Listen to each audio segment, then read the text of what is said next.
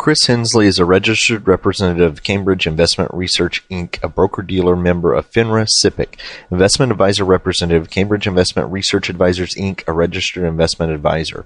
Cambridge and Houston First Financial Group are not affiliated.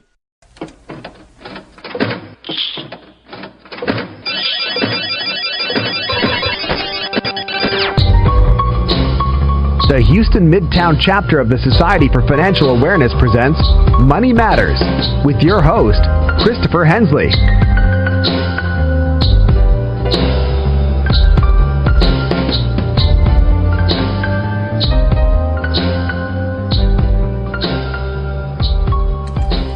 Good morning, everybody. You're listening to Money Matters on KPFT Houston. I'm Chris Hensley. The time is now 10 a.m. We've got a great show lined up for you today. When it comes to financial literacy, when we talk about military families, service members, the issues that everyone deals with when it comes to finances get very, very specific when we talk about people in the military. From a study that was done back in 2013 by the National Foundation of Consumer Credit Counselors, they found that more than 3 in 4 service members, that's 77% more than the national population, have some financial worries, most commonly a lack of savings to cover retirement or other needs. And more than half, 55%, do not feel prepared, financially speaking, for an emergency. Now, on top of that, you roll out new legislation and changes to the military retirement system that will dramatically affect what's been happening in the past when it comes to career military. We are going to see changes really coming out in 2018, and we are going to have today Michael Meese, Chief Operating Officer and Secretary of the American Armed Forces Mutual Aid Association, really do a deep dive into helping with financial literacy when it comes to the military, but also what are some of these changes with the retirement system that are rolling out. So please stay tuned. Keep listening. Michael will be joining us very, very soon. But if you are a long-time listener, you know we always reserve just the first few moments of the show to kind of tell you a little bit about what's going on in the Houston and the Gulf Coast region when it comes to financial literacy. So it's been a very busy week this week. On Monday, on the 18th, we were out at Subsea Engineering. We did a talk on retirement risk, which went very, very well. We also had questions about FEMA claims and about dealing with adjusters with your homeowner's insurance, which was the show that I did last week. So I was able to kind of answer questions. I asked if anybody had family members or friends or family members who had been affected and have been kind of getting the runaround when it comes to the FEMA claims, and was able to answer some questions along that line. On Tuesday, the 19th, we kicked off. You hear me talk every week about Houston Money Week. We actually had our first partners meeting for Houston Money Week on the 19th. This was held at the United Way. It was from 2 to 4, and we were able to have several new organizations, other nonprofits, for-profits, banks, credit unions, local city government are represented there as well, join in the Houston Money Week initiative. So we really started it off well this year. It's great to see new faces there. I think I remember sharing with you guys last year, we had an event at the Federal Reserve called 100 Teens, where we have teens come out to the Federal Reserve, and Magic Johnson actually spoke and did a very good motivational talk for the teens during that event. If you go out to the website, HoustonMoneyWeek.org, they put a little snippet of Michael Jordan on the front of it. You can't miss it because the way they've got it now, when you log in there, it pops up. So, but fantastic stuff, really good stuff. I would encourage you, if you've thought about going out to the Houston Money Week meetings, we are having those monthly. If you're interested, go to the website HoustonMoneyWeek.org.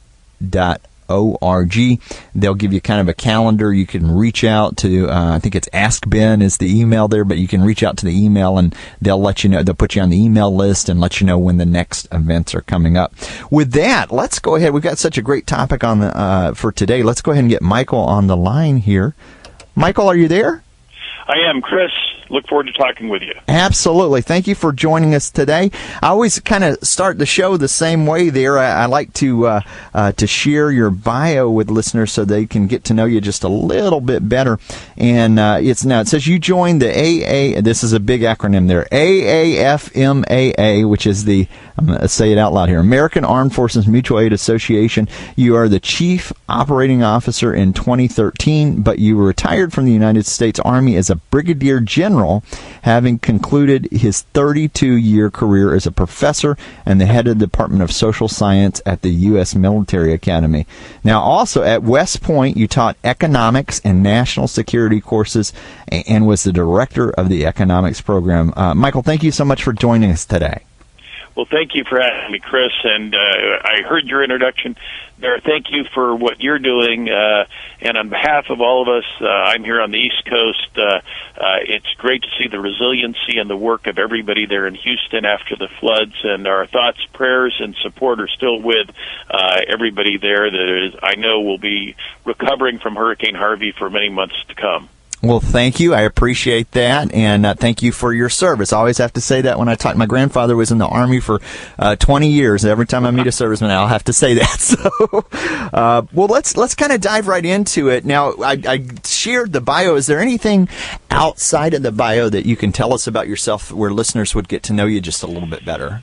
Sure. Well, a couple of things that might be of interest. Again, served in the Army for 32 years, and taught the cadets at West Point personal finance, so preparing lieutenants as they were about to graduate and lead soldiers to be able to handle the kinds of problems so that they hopefully are in the 25% that are a little bit more comfortable with their finances, not the 77%, and I think that is, in fact, an accurate statistic that you cited at the beginning of the show. I also have some experience with what happens when you deploy, having deployed to Iraq and Afghanistan for a total of about 33 months after 9/11. And most importantly, I've got two children. My daughter's married to a ranger that's right now deployed in Afghanistan with 2nd Battalion, 75th Rangers, and so understand what it's like for a young daughter of mine with two grandchildren out in Fort Lewis, Washington, 3,000 miles away from her family, to be able to manage the affairs of a house and also have a son that's in the military with the 2nd Stryker Brigade. So some of the things that you actually spoke about right then that were personal to you are some of the unique situations that soldiers have to deal with. We talk a lot about general financial topics such as budgeting and retirement benefits and that sort of thing, but you talked about being deployed, or even if you're going from base to base. You think of Army brats, people who grow up. Right. It's a unique situation.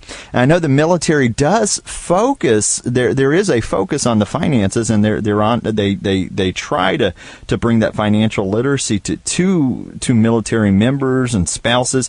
Can you tell us a little bit about? Well, let's start with budgeting. What can you tell us as far as tips for military members or spouses when it comes to budgeting? Yeah, no, great, Chris. And in fact, I'll kind of contrast it with probably the general civilian circumstances of many of your listeners. The advantage and disadvantage of folks that are in the military is that they have a steady paycheck and a steady income coming in every month, which is actually a great strength, which means budgeting is even more important for them. Because the only way to get ahead, you're not going to get bonuses, you're not going to trade up a job to go from one job to a better, higher paying job or something like that. You kind of know when your promotions and longevity raises are going to come from the military. So it really puts a focus on the good financial planning and disciplines, paying yourself first in terms of savings and investing, and especially not getting into debt. That's the most important thing, especially for those in the military, since they do have a steady income. There are often a lot of people in and around military bases who will encourage people to buy the top-of-the-line washer, dryer, the new car, the new opportunity, because they know that those service members happen to have a paycheck coming in that's steady, and they'll get into a bunch of that and often do that on credit terms that would end up costing the service member or their family substantially more than what they really ought to pay for those kinds of goods. So that's super important, because I hear through, I'm part of the Houston Money Week leadership team, and one of the things that we focus on is predatory lending, and there is this trend where these payday loans have set up around military bases because of that steady income, because that paycheck, they know that check is coming in every week. But some of the other things you mentioned, just even the furniture or appliances, where the terms that they're agreeing to are much, much higher than what you would consider just normal credit. No, that's exactly right. And as you mentioned, there's a lot of people that service members also, the two aspects, they're far away from home. So a normal person who's living in their town, and if somebody came up and said, hey, I've got a great deal, it's only 1% per month on this washing machine for the first 12 months, and then only 2% after that, you'd go to your parent that happens to be in town and you'd ask them about it, or a trusted friend. But in my daughter's case, way out in Fort Lewis, Washington, she may not be able to do that, and so consequently might be taken advantage of there. The key lesson is really the military pay, thanks to the support of the nation of service members, is actually pretty adequate for virtually every service member, and so they really ought to, in all circumstances, live within their means, and then ask for support. Since their parents aren't nearby, every military post and base has some kind of financial counseling service through Army Community Services or the Navy Morale Welfare Support Fund, or other kinds of people that can reach out to them, as well as there's obviously our organization, AAFMAA.com, and our Intel Center has lots of tips on it, which can be very useful for service members. When it comes to the consumer finance, the budgeting portion is huge, and it's great to hear the emphasis on that. Some of that, when you think about being in the military, for career people in the military, the benefits, the insurance, the retirement benefits, can you tell us a little bit about that, maybe starting with the insurance? Sure. Everybody, when they come into the military, will generally sign up for all of the benefits. They kind of get automatically enrolled for what's known as the Service Members Group Life Insurance. It's a life insurance program that the Department of Veterans Affairs actually runs, and it's a consortium of insurance organizations, but run through the government. Each service member, it's a term insurance that lasts as long as you're in the service, and it's $28 per month for $400,000 of coverage. That, for a single service member, is in most cases certainly enough. But once you get married, and certainly if you have any children, it usually isn't adequate. That's one of the reasons why other organizations, including ours, we're actually the oldest not-for-profit association that has been a mutual association helping out other service members, and have been doing so since 1879. We provide, if people need supplements to that SGLI, the same $400,000 worth of coverage for about $18.15 as long as you're in the service, and even the kind of coverage that we provide would carry over afterwards. So that's what service members should take a look at, whether it's from us or from other companies when they're married, or especially when they have kids, supplementing that $400,000 of government-provided insurance that they're paying for with something from our association or some other association to be sure that their family's protected, especially since they're in the hazardous duty of being in the military and serving overseas. And so that's important, because if we think of police officers and firefighters, traditionally, if they had to go out and get insurance on their own, and they're in this line of work where it's considered hazardous duty, then they're going to pay a lot for the insurance if they can even get covered at all. So the insurance that's offered through the government and even your organization takes that into consideration. It's kind of, I would say, very specific to what they are doing. Now that's term insurance, and do you guys work in the space that once they retire, once they've said, okay, we're out of the military, do they also offered something as well? Well, we two things in that regard, and the first is we do have whole life plans, as well as we've got a phenomenal and because of the tax situation that we're set up, unfortunately, we can only serve veterans, but we actually have a wealth builder whole life insurance program that is especially good when you're in retirement, that right now is paying 5.25% net on the single pay life insurance policy. A lot of people are using that because it's awfully difficult to get anything like that in a secured way. And so we do have whole life programs that do that. And then separately, I think it'd be appropriate, as you mentioned, to talk about the whole changes to the retirement program that we provided a lot of advice to our members on, too.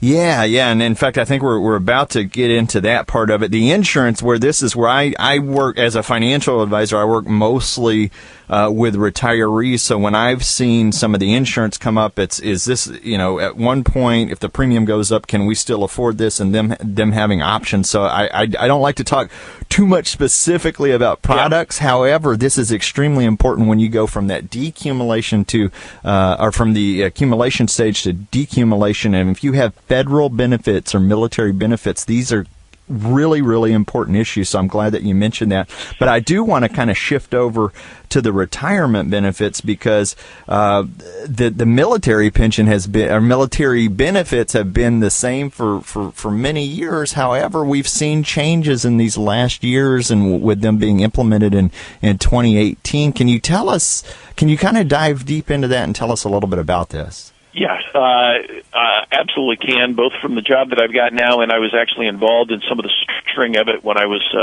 on active duty.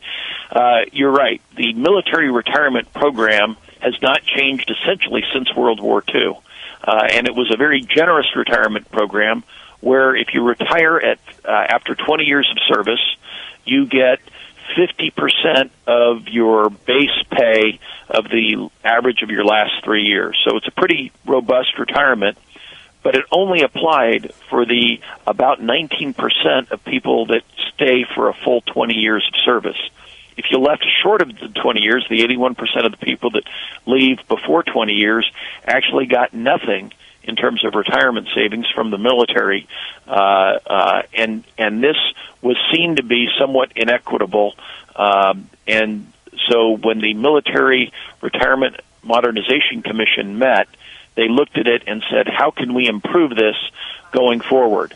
And that's exactly what the new changes have done. Let me briefly outline those. Mm-hmm. The new program is designed to appeal to, frankly, millennials that are joining the military today. It includes a defined contribution program where right from the time that you're in the military, the government's going to contribute 1% of your base pay into a 401k type program called the Thrift Savings Plan.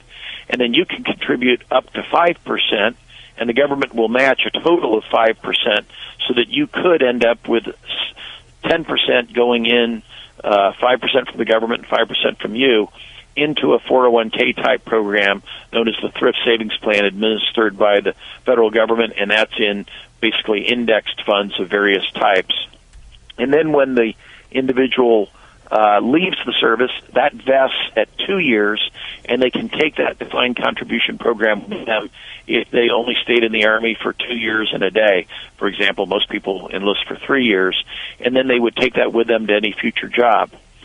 The trade-off for that is that the defined benefit, the one that you get at the end of 20 years, is reduced from half of your base, 50% of your base pay, to 40% of your base pay. So it's a smaller payment at the end, but a higher defined contribution right at the beginning. So that is some big changes. I know that 20-year mark was seen kind of as a rule of thumb, like, hey, I want to make it to 20 so I can get my pension there, or my defined benefit plan. That's going to be reduced from 50 to 40%. However, some people were not able to participate at all, and this is bringing more of those people into that defined contribution plan. You said that they're participating in the thrift savings plan.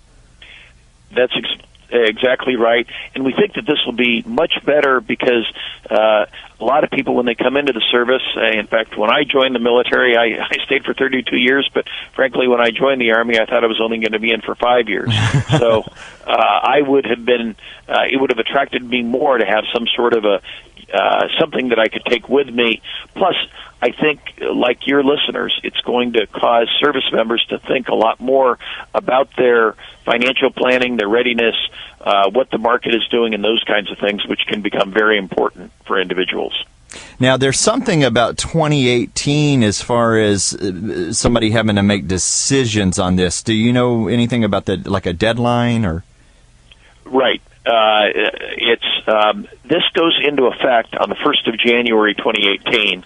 So if you're enlisting in the service or joining the service as an officer after January 1st, you're automatically in this new program that they call the blended retirement system, because it blends the defined contribution plus the defined benefit plan. On the other hand, if you are in the service and have less than 12 years of service, you have to make a decision between now and next year of, do I want to stay in the old system or do I want to go into the new system? And that's going to be a challenging thing. We have on our website several discussion points, because every family's decisions are going to be different based upon whether they think they're going to stay in for a career or not. So if you're listening to the podcast version of this, I'm going to put a link to the American Armed Forces Mutual Aid Association website, because it sounds like you've got some resources there for, it's not going to affect everybody. If you come in after 2018, you don't really have to make any decisions. But if you're in that spot right now where you're having to make some decisions, it sounds like you guys have some resources out there for them to help kind of make those decisions. So we'll put a link to that as well out there. No, that's exactly right, Chris. And let me clarify one other thing. If you're already retired or if you're already a veteran who's left the service, it also doesn't affect you. So you don't need to worry about it, but it may be of interest to you because you may have friends that are in the service or are thinking about joining the service, and this would be of interest to them. Absolutely. So a very specific group of people, but for them and for their families and for these service members, very important decisions that they have to make there. Well, so we talked about the retirement benefits there. There's a couple things I wanted to bounce off of you that are just general finance things that I thought if you are a military person, it might be different. What about mortgages? You know, typically mortgages are, you have a 30-year note. How do you guys look at mortgages for families that might be relocating or anything like that? Is there a different way to look at it? Well, I think there is, because the military has a huge tendency to two aspects. It has a huge tendency to move around. In the 32 years that I was in the Army, we were in 17 different homes.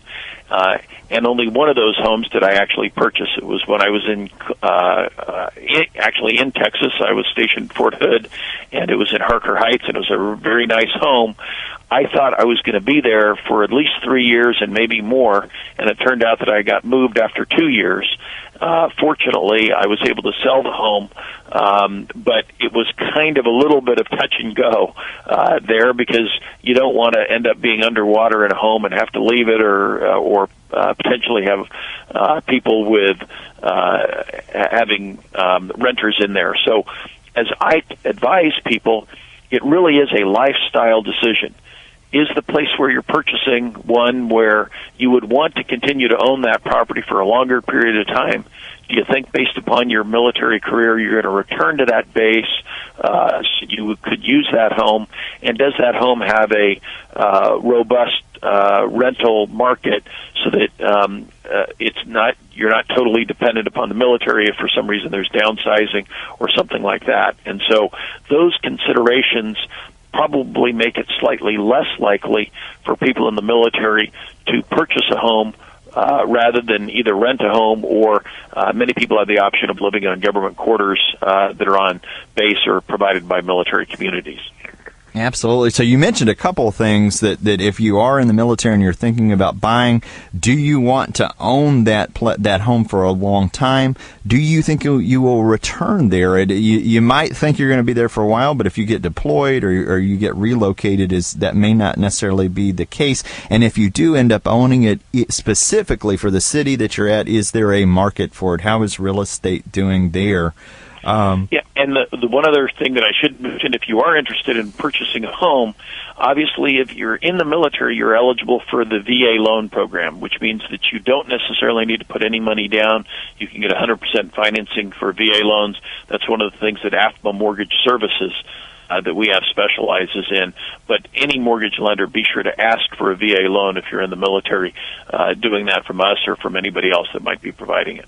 So I'm a big advocate for VA loans and FHA loans, and a lot of companies or organizations will try to, if you mention it, they'll, let's talk about this other loan here. And the reason for that is that these loans have particular, very consumer-friendly guidelines in there where you're not on the hook for as much as you could be in a regular consumer loan. And there are a lot of things that they do that they really look out for you. So the VA loan, the FHA loan, if they don't bring it up, you bring it up if you have been in the military. Very, very good points there. What about, we're kind of going back to just budgeting and consumer finance, when it comes to those deployments and those relocations, is there anything that you would want to tell family members if the soldier is off in, say, Afghanistan, for instance, and the family's left there? Are there any tips that you might want to tell them? No, I think it's very important because deployments, I said that soldiers don't get bonuses because they have a steady income. Frankly, when you go on a deployment, you actually sort of do get a bonus because when you're in a combat zone, the income that you receive there is generally often tax-free. You get hazardous duty pay, you get deployment pay, family separation pay. So, and obviously the service member is eating in Afghanistan or Iraq and not eating at home, and so is saving money there. The important part there is just like any other part of budgeting. You need to have a plan for that, because if you have a plan for the extra $500 to $1,000 that you're having each month, that can often go toward, as we know it, retail therapy, where the family is there and the service member's away, and you end up eating out a lot more or spending a lot of stuff at the mall, when it's a great opportunity to build up your emergency fund, to start a savings fund, to help contribute to college savings. And there's absolutely nothing wrong that when the service member comes back, when I came back from my first long deployment over to Bosnia, we took all the kids to Disney for a week, and that was great, but that only spent about half of it, and it was able to pay for almost half a year's college for my oldest daughter. So it's important to have a plan when you have those deployments.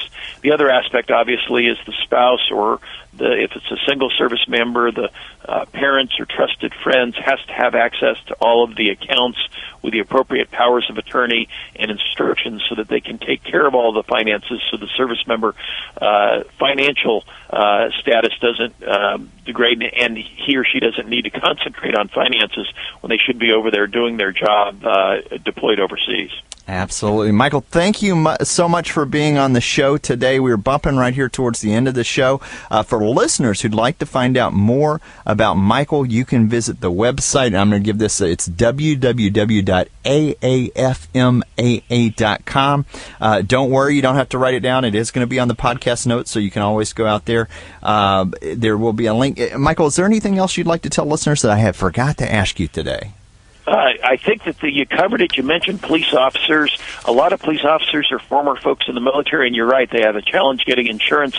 That's one of the reasons why they should lock in their insurance for either from us or from somebody else before they leave the service, because it's a lot easier to do that while you're in the military and take advantage of all those things while you're in the military as you're getting ready to transition. That would be an important thing for your listeners to think about. Absolutely. Michael, thank you for joining us, and have a great weekend. Thank you, Chris. Appreciate being on the show. Thank you. And I almost forgot here, I left off one item of the calendar, and this is actually happening tomorrow on September 23rd. If you are a small business owner or entrepreneur, through one of our Houston Money Week partners, BridgePath, is having a small business owner entrepreneur seminar on funding, on lending, credit, accounting, risk consideration, business plans. SCORE is going to be there. It is hosted by Frost Bank. That's going to be at the Kingdom Builders Center tomorrow from 9 to 1, and light refreshments are available. You will want to register for that, so there is a sign-up. Let me give the website for that, www.signupsgenius.com, and then look up BridgePath to be able to attend that. Thank you for listening. You've been listening to KPFT Houston. Thanks for listening to today's episode of Money Matters Podcast. If you enjoyed the show, visit us on the web at www.moneymatterspodcast.com. Drop us a line on SpeakPipe on the right-hand corner. It will receive any voicemails, questions, thoughts, concerns that you have about the show. In addition to this, we recently launched a Patreon campaign. Click on the Donate Now tab to hit the tip jar and find out what Patreon's campaign is all about.